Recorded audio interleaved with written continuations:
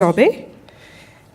I would now invite Mr. Alexandre de Juniac, Director General and CEO, International Air Transport Association, to please address us.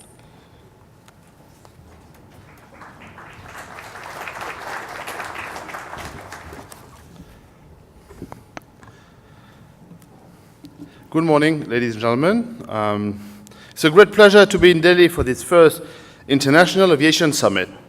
Thank you to the Ministry of Civil Aviation and the Airport Authority of India for partnering with us to realize a day where we focus together on two things. First, the current state of India's aviation industry, and second, what do we need to do collectively for India to reap the economic and social benefits of a successful world-class aviation sector. As time is limited, and there is a lot to discuss, let's dive right into the topic. First of all, congratulations. In early 2016, India launched its aviation strategy. This recognized the importance of aviation and it established a policy framework intended to maximize its benefits. This enters India into an elite club. Few states have understood that aviation is an economic catalyst and taken such a comprehensive approach. And because there is an established policy, we can be objective when looking for ways to improve. I hope that this spirit will guide our discussions today. The state of Indian aviation is rich on contrasts. On the one hand, we will soon celebrate the 50th month of consecutive double-digit growth, as it has been recalled. And all indications are that this will continue. By 2037, we expect 500 million passengers traveling to, from, and within India. That's trouble today's numbers. India's airlines are preparing with 1,000 aircraft scheduled for delivery over the next 8 years. And even that may be not sufficient to satiate the thirst for travel. While it is easy to find Indians who want to fly, it's very difficult for airlines to make money in this market. The question is why? For sure, the recent steep rise in fuel prices and steep fall in the value of the rupee are putting acute pressure on profits. But addressing these macroeconomic developments is beyond the scope of what we can influence. My members, however, also tell me that India is a particularly challenging place to do business because, one, infrastructure constraints limit growth. Second, government policies impose excessive cost. These are areas that we can influence, and they are fundamental. India's development needs airlines to be able to profitably accommodate growing demand. Focusing on infrastructure, what has happened with India's airport infrastructure over the last decade is amazing. First, congratulations on developing world-class airports, including the biggest hubs of Delhi and Mumbai. It's clear that India has the capacity to develop effective infrastructure.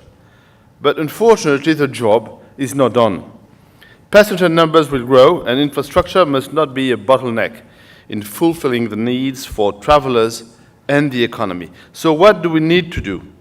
Mumbai is at the top of the priority list. As you know, historically, Mumbai was the top generator of air traffic for India. But its capacity constraints have literally stopped growth, and infrastructure expansion at Delhi has enabled it to take the lead. Developing aviation is not a race. With so much untapped potential, Delhi's gain is not Mumbai's loss. But as Mumbai cannot accommodate with growth, the Maharashtra economy is stunted. So the solution was identified as Navi Mumbai in 2000. But we have seen nearly 2 decades of delays. The foundation plaque has only led this year. Nobody expects Navi Mumbai to open in 2019 as planned, but the authority must do all in their power to eliminate further delays. India's financial capital urgently needs expanded connectivity to drive the country's economic forward. Looking more broadly, technology can help accommodate growth with increasing terminal throughput with modern processes. Recent changes have eliminated the multiple stamping of bag tags and boarding cards as travelers made their way to the aircraft. While boarding passes and bag tags covered in stamps were an interesting souvenir, all travelers welcomed the more convenient global standard processes that are evolving. We have high hopes for the IATA initiative. It could transform processes and leapfrog India to top of the leagues. The initiative's pillars are of connected airports, passengers, system and flying, align with innovations in IATA's future vision. Our One ID program could be particularly helpful. We want to use biometric recognition technology like India's Aadhaar card to eliminate the need for multiple document checks within the airport. Would you agree that processing a passenger through an airport takes about 30 minutes today? Now imagine the benefits to terminal capacity if technology shortens this to 10 minutes. You can see why we are very excited about this program. Building on successful biometrics trials at Bangalore Airport, we are eager to expand our work with the government, other airports, and stakeholders to make India a leading adopter and example for others to follow. In the air navigation field, technology can also expand capacity, particularly by safely enabling the flexible use of airspace between civil and military authorities. The opening of a conditional airway through restricted airspace over Bhuj, for example, has shaved 10 minutes of journeys between East Asia and the Middle East. Thank you to MoCA and AAI for their solid cooperation in this achievement. Our hope is that this success story enables many more. Flexible airspace capabilities will be key to accommodate future growth. Lastly, infrastructure funding needs a close look. Private capital fueled many of the phenomenal developments at India's airports. Capacity has been created and service levels improve, and bravo for that. That came, however, with hefty cost increases in the initial stages. We have seen the value of the independent regulator in stabilizing cost, and I urge the government to preserve the independence of the regulator. But it would be a mistake to say that the airlines are happy with the current situation. As every business person knows, competitiveness is earned each day and cost reduction is never done. Moreover, it's no secret that our membership is deeply concerned about the outcome of airport privatizations in general.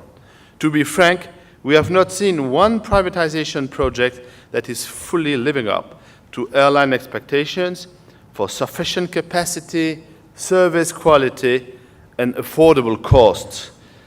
And as a resolution was passed unanimously at our last AGM, calling on governments to be cautious when considering privatization.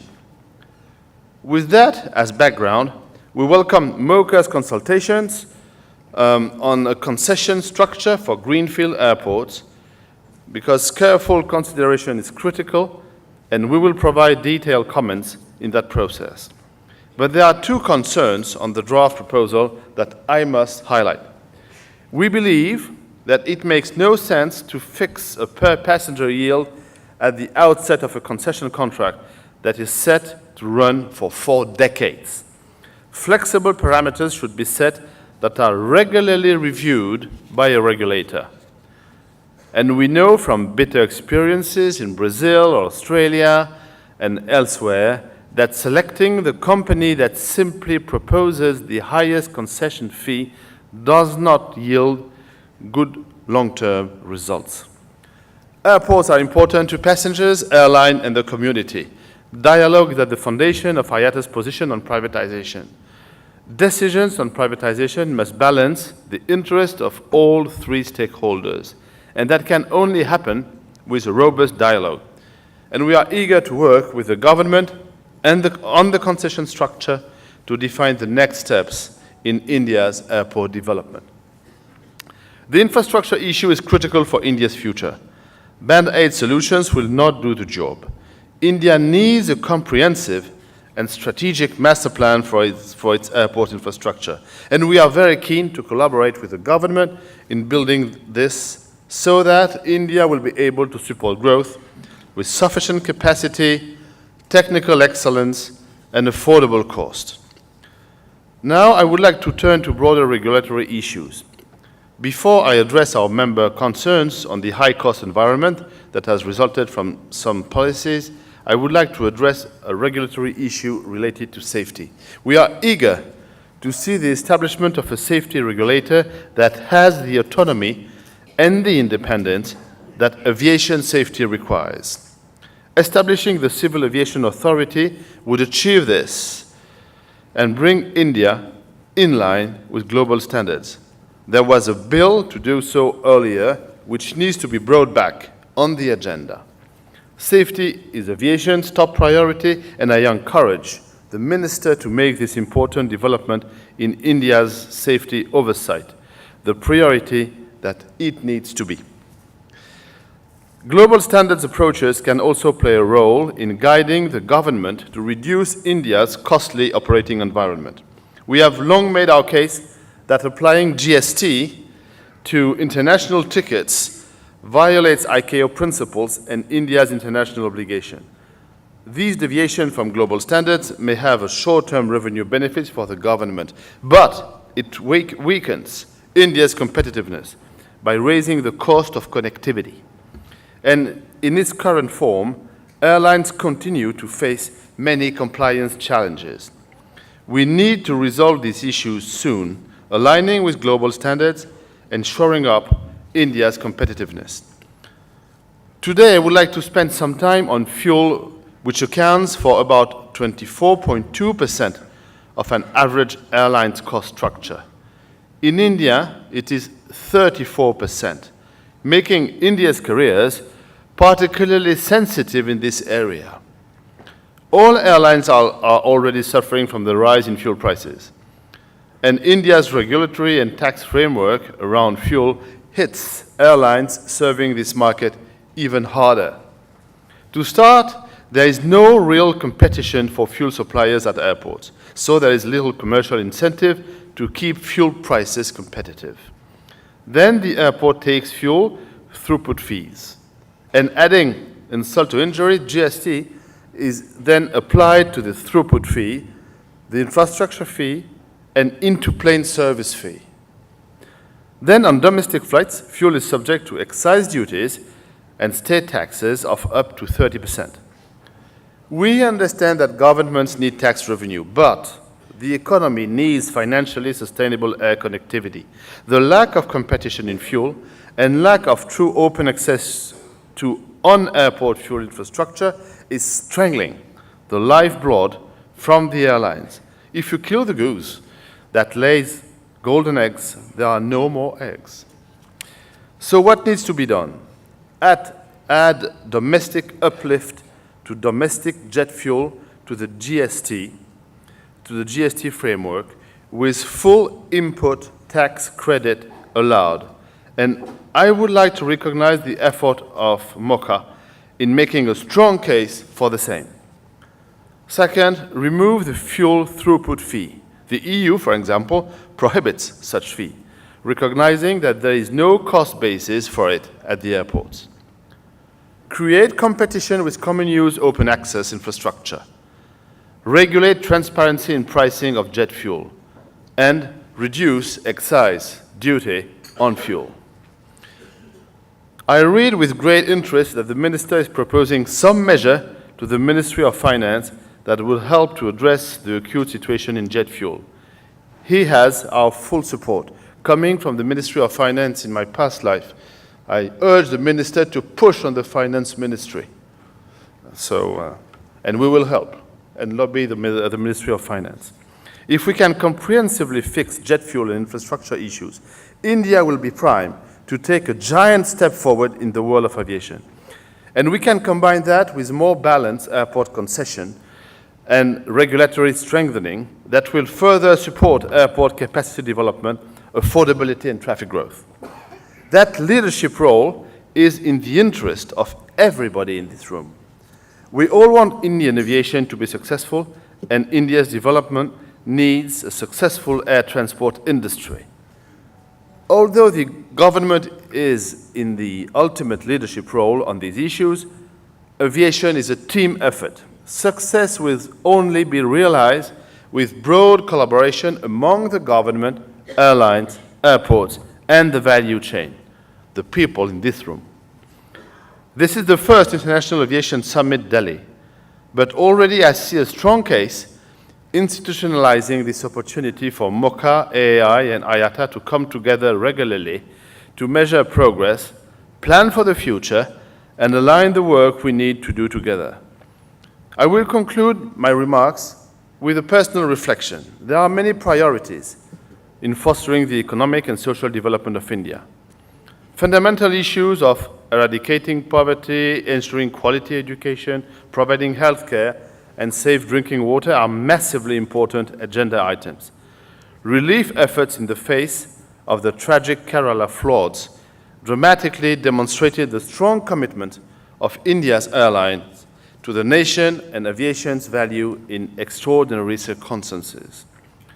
Creating a better environment for aviation to do business can and will progress the nuts and bolts of India's development day to day. In fact, all of the UN's Sustainable Development Goals have an opportunity for aviation to contribute. Safe, secure, and sustainable air links make our world a better place. That's why I call aviation the business of freedom. And we share a privileged responsibility to work together for its success, particularly in this fantastic and immense country that is India. Thank you very much.